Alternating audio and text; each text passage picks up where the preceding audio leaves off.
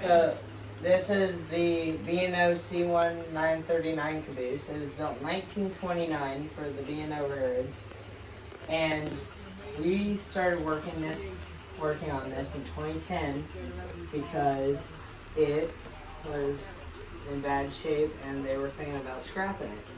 So we got that stopped. We started restoring it. This is what it used to look like, and we got the side all fixed up, and it looks really nice now. Now this right here is where they would sit, so they could eat lunch or maybe talk, maybe sign some papers. And they had an ice box right here to keep stuff cool. And they had coal in this one, so they could heat up the stove that used to sit right here.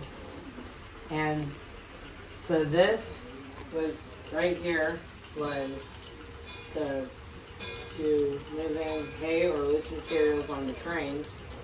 This was to put spikes into the track.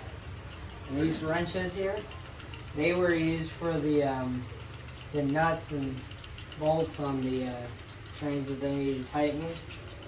And these, they would use these. These were to push the cars. So you could do it by hand instead of a locomotive. And here's your sink where they can wash their hands. And you got your storage compartments here.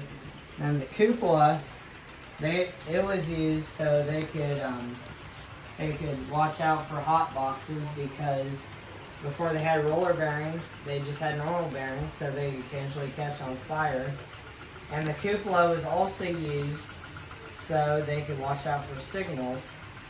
And they stopped using cabooses because the cars were getting too tall for the cabooses, and they started having radios so they could tell them if they had a red signal or a green signal. And they started to have roller bearings, so they didn't have to worry about them catching on fire. Now right here there were beds on these lids right here, and under them you could store stuff in there. So that's all.